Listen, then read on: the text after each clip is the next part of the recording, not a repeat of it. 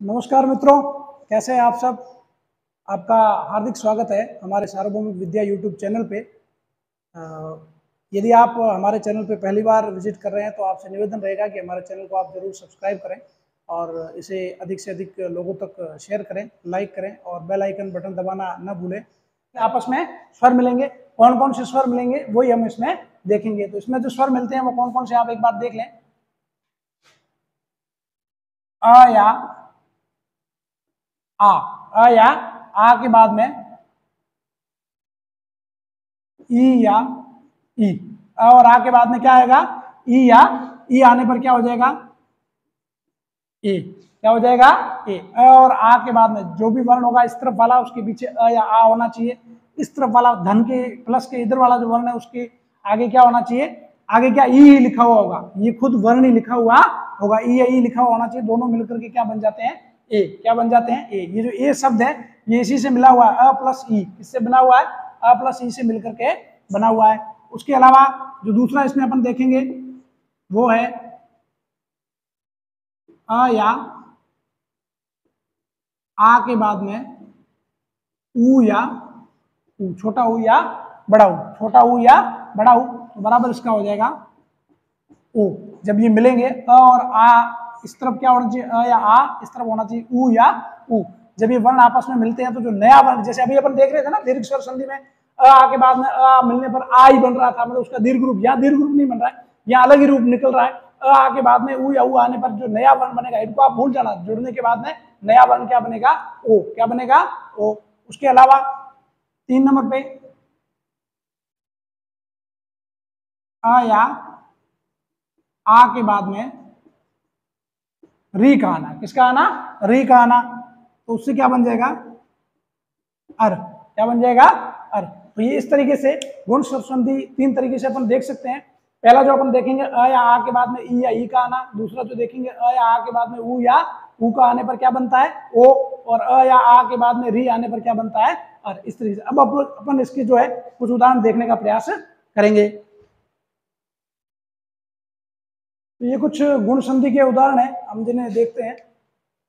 सबसे पहले हम देखेंगे अ या आ के बाद में ई या ई का आना, यानी प्लस के इस तरफ जब अ या आ आता है मात्रा के रूप में और इधर वर्ण ई या ई आता है तो मिलने पर दोनों वर्णों के, दोनों स्वरों के मिलने पर क्या बनता है, नया जो स्वर बनता है वो क्या बनता है, ए। क्या बनता है, ए। तो हमने यहाँ पहला उदाहरण लिया है नर प्लस इंद्र। अब अगर इस शब्द को हम तोड़े, समझने का प्रयास करें, उदाहरण तो काफी सारे ले रखे हैं मैंने। जैसे आप इस शब्द को तोड़ेंगे तो नर प्लस हमने क्या लिया है, इंद्र।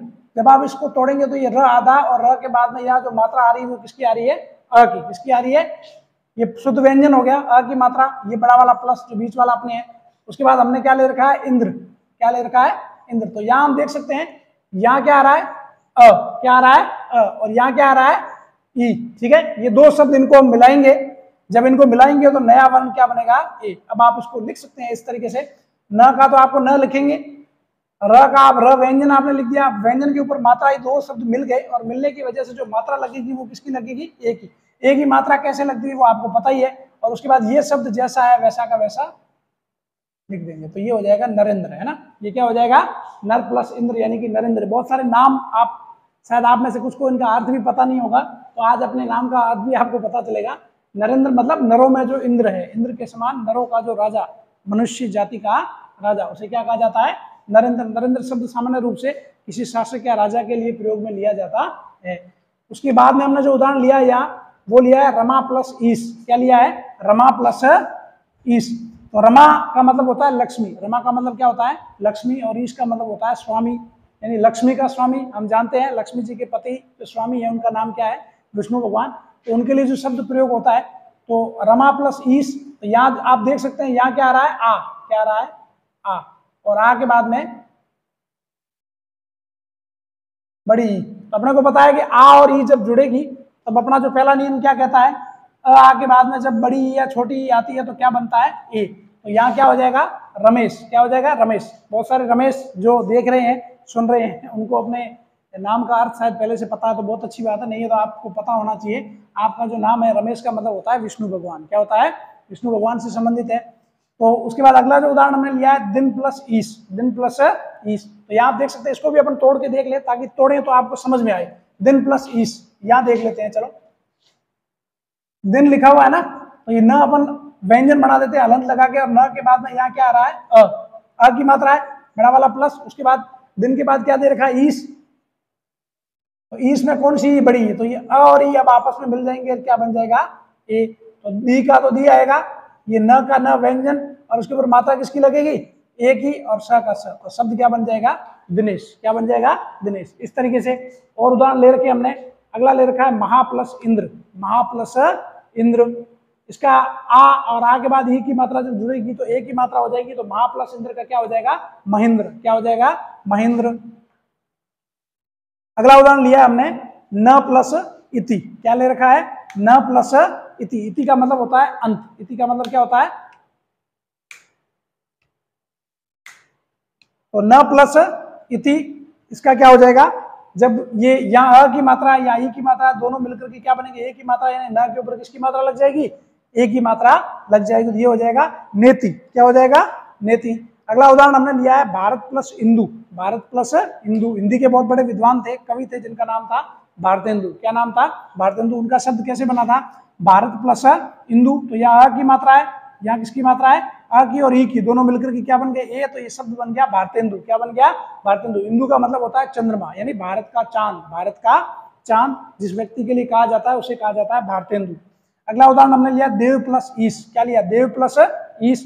तो यहाँ आप देख सकते हैं ये अ की मात्रा है, और अ के बाद में यहाँ किसकी मात्रा आ रही है, ई की। अ और ई मिलकर के, सीधा सिंपल नियम है, अ और ई मिलकर के क्या बनेंगे, ए बनेंगे। तो यहाँ देव प्लस ईश क्या हो जाएगा, देवेश। मुझे लगता है आप कुछ बोर भी हो रहे होंगे, ये जो नियम है, संधि के नियमों में अक्सर लोग बोर हो जाते हैं, तो थोड़ा सा आप ध्यान लगाएं, बोर ना हो, अपने आप को इसमें एंटरटेन करें, इसमें इंटरेस्ट लें कि शब्द कैसे बनते हैं और कैसे टूटते हैं। जब आपकी सीखने की इच्छा होगी तब आपको उसको पढ़ने में बहुत आनंद आएगा। आगे हम देखते हैं अप प्लस इक्सा। अप प्लस इक्सा, तो यहाँ अ की मात्रा या ई है, अ और ई मिलकर के वही वापस क्या बन जाएंगे, ए।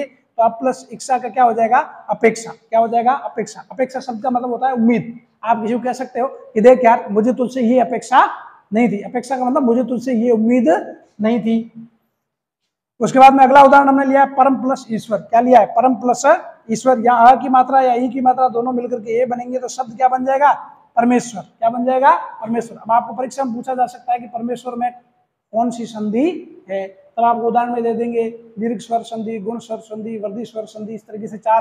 तब आप थोड़ा ध्यान रखना, ये परम शब्द आपको यूं लगता है एक शब्द आपने अपने पिछली संधि में भी पढ़ा था, एक शब्द था परमात्मा, है ना, धर्मात्मा, ऐसे पढ़े थे अपन, है ना। तो इसका होता है परम प्लस आत्मा। तो यहाँ तो दीर्घ स्वर संधि, क्योंकि क्या हो रहा है, परम। क्या हो रहा है, परम प्लस आत्मा। तो हम यहाँ देख सकते हैं यहाँ अ की मात्रा या आ है, दोनों अ और आ सजातीय स्वर है, इसलिए परम प्लस आत्मा का परमात्मा होता है। लेकिन परमेश्वर अगर शब्द आ रखा है, ए की मात्रा अगर आ रखी है, आप देखो उसको समझने की बात ये कि जब भी आपको ये लगे कि किसी भी शब्द, जो शब्द आपको एक पता होना चाहिए, जैसे रमेश शब्द लिखा हुआ है, तो आपको एक सोचना है इसमें कि रमेश शब्द टूटेगा कहाँ। तब आप थोड़ा सा अगर आप सोचोगे तो आपके दिमाग में आएगा ये म पे टूटना चाहिए। म पे किसकी मात्रा है, ए की मात्रा। अगर ए की मात्रा आ रही है तब आपके दिमाग में सीधा आना चाहिए कि इसमें कौन सी संधि होनी चाहिए, गुण संधि होनी चाहिए। तब आप इसमें गुण संधि का नियम लगाओ, ए की मात्रा है मतलब किसमें टूटेगा, अ और ई में टूटेगा। तो आप उसको लगाओ, रम प्लस ईस करो। ईस का तो फिक्स हो गया, ईस शब्द सही है, दोनों शब्द सार्थक होने चाहिए। उसके बाद रम नहीं बैठ रहा है तो रमा करो, रमा करते आपको पता चल जाएगा, हाँ बिल्कुल ये संधि सही है, और गुण संधि का ये उदाहरण है। अगला उदाहरण है प्र प्लस इक्षक। प्र प्लस इक्षक, तो इसको जब आप जोड़ेंगे, प्र में क्या आ रहा है, अ की मात्रा आ रही, किसकी मात्रा आ रही, अ की और ई की। तो ये क्या हो जाएगा, ए की मात्रा, तो ये हो जाएगा प्रेक्षक। प्रेक्षक का मतलब देखने वाला, जो व्यक्ति देखने वाला होता है उसको क्या कहा जाता है, प्रेक्षक। अगला उदाहरण हमने लिया है गुड़ाका प्लस ईश। ये कई परीक्षाओं में पूछा भी जा चुका है, बहुत अच्छा उदाहरण है, इसको अच्छे से आप याद करें।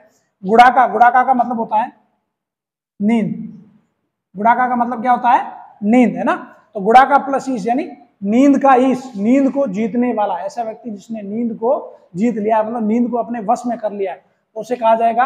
यहाँ अपने तो संधि देखने की बात है, तो यहाँ आ की मात्रा या ई की मात्रा बराबर ये हो जाएगा, तो ये हो जाएगा गुड़ाकेश। क्या हो जाएगा, गुड़ाकेश। और गुड़ाकेश शब्द किसके लिए प्रयोग किया जाता है, महाभारत के अंतर्गत पांडवों में जो एक पात्र था जिसका नाम था धनुर्धारी था अर्जुन, तो उसके लिए गुड़ाकेश शब्द प्रयोग किया जाता है। ऐसा कहा जाता है कि उसने नींद पर अपना नियंत्रण कर लिया था। अगला उदाहरण दे रखा है प्र प्लस ईत। प्र प्लस ई, तो यहाँ अ है या ई है, सीधी सी बात है, ए की मात्रा बन जाएगी तो शब्द क्या बनेगा, प्रेत। क्या बनेगा, प्रेत। तो प्रेत शब्द के बारे में आप लोग सब लोग परिचित होंगे। प्रेत का मतलब होता है भूत या आत्मा। भूत कहते हो आप लोग जिसको, जैसे सामान्य भाषा में, और वैसे कहा जाता है आत्मा। क्या कहा जाता है, आत्मा। किसी मरे हुए व्यक्ति की जो आत्मा भटकती रहती है उसे क्या कहते हैं, प्रेत। अगला उदाहरण इसमें दिया हमने, उप प्लस इक्षा। क्या लिया है, उप प्लस इक्षा, या अ है या ई है, दोनों मिलकर के ए बन जाएंगे तो ये हो जाएगा उपेक्षा। क्या हो जाएगा, उपेक्षा। तो ये शब्द दोनों मिलते जुलते अभी अपन ने यहाँ देखा था, ये अपेक्षा और उपेक्षा। तो अपेक्षा का मतलब होता है आशा या उम्मीद, आशा या उम्मीद की मुझे तुझसे ये आशा नहीं थी। और उपेक्षा का मतलब होता है किसी का अनादर करना, किसी का अनादर करना। जैसे इस शब्द को अगर आप प्रयोग करना चाहो तो इस तरीके से प्रयोग कर सकते हो कि मुझे उस दिन ये उम्मीद नहीं थी कि तू उस दिन के कार्यक्रम में उस व्यक्ति की, अमुक व्यक्ति की इतनी उपेक्षा करोगे। उपेक्षा का मतलब उसका अनादर या बेइज्जती करना या उसको अनदेखा कर लेना, उसे क्या कहते हैं, उपेक्षा। तो ये आपके कुछ पहले नियम के उदाहरण थे। ये हम दूसरे नियम के उदाहरण देखेंगे। अ और आ के बाद में किसका आना, उ या ऊ का आना। अब अपन ने यहाँ देखा अ और आ के बाद में जब ई और ई आती है तो क्या बनता है, ए। और आ के बाद में जब उ और ऊ आएगा तो क्या बनेगा, ऊ। तो ये गुण संधि के उदाहरण है। अब इसमें कुछ उदाहरण अपन देखेंगे। जैसे पहला अपन ने लिया यहाँ सर्व प्लस उदय, इसको अपन तोड़ने की कोशिश करते हैं। थोड़ा मैं आपको समझाने की कोशिश करता हूँ। सर्व प्लस उदय, तो जब आप इसको तोड़ोगे तो ये सर्व का सर्व, लेकिन यहाँ हलंत लग जाएगा, यानी अ की मात्रा हट जाएगी। प्लस यहाँ क्या जुड़ा हुआ है, व के पीछे अ, और उसके बाद में यहाँ क्या दिया हुआ है, उदय। तो आप यहाँ देखोगे अ और उ आपस में जुड़ेंगे तो आपको पता है नियम हमारा कहता है कि अ और उ जब जुड़ेंगे तो क्या बनेगा, ओ। क्या बन जाएगा, तो यहाँ ये बन जाएगा ओ। तो बस जैसे का वैसे लिख दो। सर्व का सर्व, हलंत लग गया, हलंत हटा दो। ओ की मात्रा जब जोड़ोगे तो हलंत अपने आप हट जाएगा। तो यहाँ क्या हो जाएगा, ओ की मात्रा जुड़ेगी, ओ की मात्रा इस तरीके से जुड़ेगी। और दया का दया आपको लिखना है, शब्द हो जाएगा सर्वोदय। क्या हो जाएगा, सर्वोदय। तो सर्व प्लस उदय का क्या हो गया, सर्वोदय। मास प्लस उत्तम, मास प्लस उत्तम। मास का मतलब होता है महीना। मास का मतलब क्या होता है, महीना। महीने में समझते हो ना आप, जनवरी, फरवरी, ज्येष्ठ, आषाढ़, श्रावण, भाद्रपद वगैरह ये महीने होते हैं। तो मास प्लस उत्तम, उत्तम का मतलब सबसे, मासों में सबसे ज्यादा उत्तम मास कौन सा होता है, उसे कहा जाता है मासोत्तम। क्या कहा जाता है, मासोत्तम। यहाँ अ आ गया और अ के बाद में यहाँ क्या आ गया, ऊ। तो बराबर क्या हो जाएगा, ओ। तो यहाँ ओ की मात्रा लग गई। अब ओ की मात्रा जहां जहां लगी है वहां आपके दिमाग में आना चाहिए यहाँ गुण संधि हो सकती, ओ की मात्रा और ए की मात्रा जहां भी लगी हो वहां आपके दिमाग में आना चाहिए यहाँ गुण संधि हो सकती है।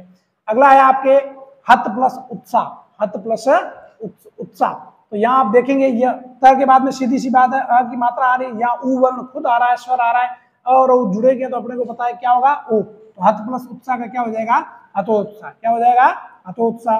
अगला उदाहरण लिया हमने नील प्लस उत्पल, नील प्लस उत्पल। तो इसको जब अपन जोड़ेंगे यहाँ अ की मात्रा या ऊ की मात्रा ओ हो जाएगा तो ये सीधा हो जाएगा नीलोत्पल। क्या हो जाएगा, नीलोत्पल। अगला उदाहरण हमने लिया है गंगा प्लस उदक, गंगा प्लस उदक। तो यहाँ आ की मात्रा है और यहाँ प्लस ऊ है तो क्या हो जाएगा, ओ। तो ये हो जाएगा गंगोदक। क्या हो जाएगा, गंगोदक। अगला उदाहरण हमने लिया है स प्लस उदर, सह प्लस उदर। स का मतलब होता है साथ में, स का मतलब क्या होता है, साथ में। स प्लस उदर, उदर का मतलब होता है पेट, उदर का मतलब क्या होता है, पेट कहते हैं उदर को। तो स प्लस उदर, तो यहाँ अ की मात्रा ऊ की मात्रा क्या हो जाएगा, ओ। क्या हो जाएगा, ओ। तो ये हो जाएगा सहोदर। सहोदर का मतलब होता है साथ में, साथ में पेट में जन्म लेने वाला या साथ में पेट में पलने वाला। यानी कहने का मतलब जो आपका सहोदर किसे कहते हैं, जो आपका सगा भाई होता है उसे क्या कहते हैं, सहोदर। यानी एक ही माँ से जब आपने जन्म लिया होता है तब आप क्या होते हो, सहोदर। क्या होते हो, सहोदर। अगला है जन्म प्लस उत्सव, जन्म प्लस उत्सव। तो ये हो जाएगा जन्मोत्सव। क्या हो जाएगा, जन्मोत्सव। क्योंकि अ के बाद में ऊ की मात्रा आ रही है तो ओ बन जाएगा।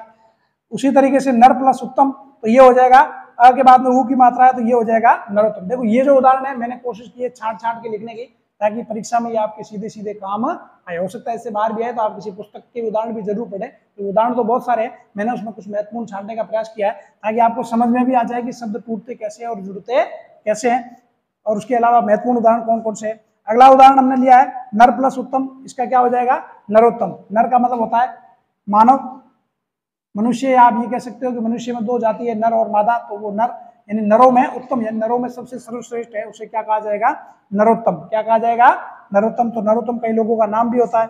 अगला उदाहरण हमने लिया है महा प्लस उष्ण, आ और ऊ सीधी सी बात है, ओ हो जाएगा तो ये हो जाएगा महोष्ण। क्या हो जाएगा, महोष्ण। उष्ण का मतलब होता है गर्म, उष्ण का मतलब क्या होता है, गर्म। अगला है यथा प्लस उचित, यथा प्लस उचित, यथा यथा का मतलब होता है जैसा कि, यथा का मतलब क्या होता है, जैसा कि, उचित है यानी जो उचित है। यथा प्लस उचित, आ की मात्रा यहाँ आ रहा है और यहाँ क्या आ रहा है, ऊ, दोनों मिलकर के ओ हो जाएगा, शब्द बन जाएगा यथोचित। अगला है गंगा प्लस उर्मी, गंगा प्लस उर्मी, तो यहाँ आप देख सकते हैं आ की मात्रा है, ऊ की मात्रा है, उर्मी का मतलब होता है लहर यानी गंगा की लहर, शब्द बन जाएगा गंगोर्मी। क्या बन जाएगा, गंगोर्मी। अब इस जो ये जो संधि है गुण स्वर संधि, इसके कुछ अपवाद भी है। अपवाद का मतलब वास्तव में नियम, मतलब अपवाद वो जगह होती है जहां नियम काम नहीं करता, जहां नियम काम नहीं करता। जैसे दो उदाहरण है, इनको आप अच्छे से याद कर लें। प्र प्लस ऊड, कई बार परीक्षाओं में पूछे भी गए, प्र प्लस ऊड। अब अपने को पता है यह अ आ रहा है या ऊ आ रहा है, चाहे बड़ा छोटा क्या फर्क पड़ता है, अपना नियम ये कहता है कि अ के बाद में जब ऊ आता है तो क्या हो जाना चाहिए, ओ हो जाना चाहिए। क्या हो जाना चाहिए, ओ। तो यहाँ हमारे हिसाब से तो क्या होना चाहिए था शब्द, प्र प्लस ऊड, यानी अ के बाद ओ की मात्रा लग जाएगी तो प्रोड, क्या शब्द होना चाहिए, प्रोड। जबकि वास्तव में ये जो शब्द मिलता है, मिलने के बाद में बनता है तो बोला जाता है, पढ़ा जाता है, तो इसे कहा जाता है प्रोड नहीं कहते, इसे प्रोड कहते हैं। यानी औ की मात्रा, दो मात्राएं लगती है। कितनी मात्राएं लगती है, दो मात्राएं लगती है, इसलिए ये इस नियम का अपवाद कहा जाता है। जब आप उसको तोड़ोगे तब प्र प्लस ऊड ही होगा। हमारे हिसाब से एक मात्रा होनी चाहिए, एक मात्रा होती है तब ये अपवाद नहीं होता, लेकिन दो मात्रा, इसका मतलब ये अपवाद है। अगला है अक्ष प्लस उहिनी।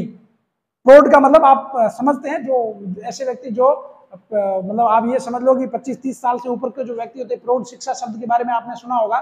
तो जो अपनी शिक्षा की उम्र प्राप्त कर चुके हैं, प्रौढ़ का मतलब ये कह सकते हो आप 35-40 साल से ऊपर के जो लोग होते हैं उन्हें क्या कहते हैं, प्रौढ़ कहते हैं। क्या कहते हैं, प्रौढ़ कहते हैं, जो अपनी आधी उम्र लगभग पार कर चुके हो। उसके बाद अक्ष प्लस उहिनी, अक्ष प्लस उहिनी, तो यहाँ भी अ की मात्रा या ऊ की मात्रा ओ होना चाहिए, लेकिन यहाँ भी मात्राएं कितनी है, दो मात्राएं। कितनी मात्राएं हैं, अक्ष प्लस ओहिनी का अक्षोहिणी होना चाहिए, लेकिन अक्षोहिणी हो रहा है, इसलिए यहाँ कितनी मात्राएं हैं, दो मात्राएं हैं।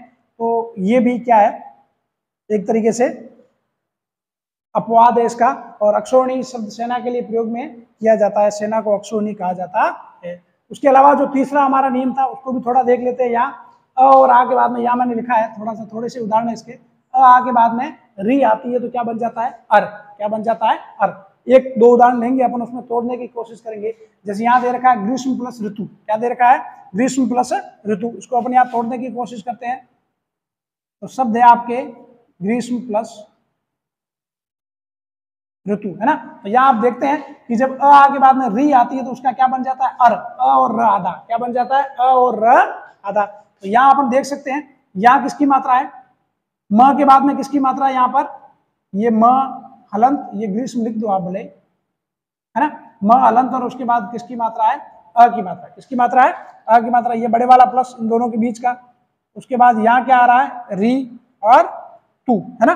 तब आपको बताया गया नियम में आपके कि अ और आ के बाद में जब री आता है तो क्या हो जाता है, अर हो जाता है। तो ये अ और आ, इन दोनों को ले लो गोले में, जब ये मिलेगा तो क्या बन जाएगा, अर। क्या बन जाएगा, अर। तो जब आप इस शब्द को दोबारा लिखेंगे तो ये ग्रीष्म हलंत है, हलंत हट जाएगा। क्यों हटेगा, क्योंकि ये अ इसकी म के साथ में जुड़ जाएगा तो हलंत हट गया। उसके बाद तू है, उसका तू का तू लिख दो, और लेकिन साथ में क्या है, आधा र, तो इस तरह के ऊपर क्या लग जाएगा, आधा र। तो ये हो जाएगा ग्रीष्म ऋतु। क्या हो जाएगा, ग्रीष्म ऋतु। ग्रीष्म प्लस ऋतु का क्या हो जाएगा, ग्रीष्म ऋतु। उसके बाद हेमंत ऋतु, हेमंत एक ऋतु होती है, तो हेमंत ऋतु, हेमंत प्लस ऋतु का क्या हो जाएगा, हेमंत ऋतु। अगला उदाहरण है उत्तम प्लस ऋण। क्या है, उत्तम प्लस ऋण। तो या अ है या री है तो क्या हो जाएगा, अर। तो ये हो जाएगा उत्मर्ण। क्या हो जाएगा, उत्मर्ण।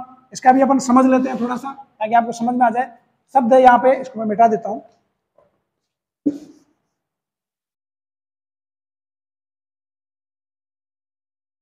शब्द यहाँ पे उत्तम प्लस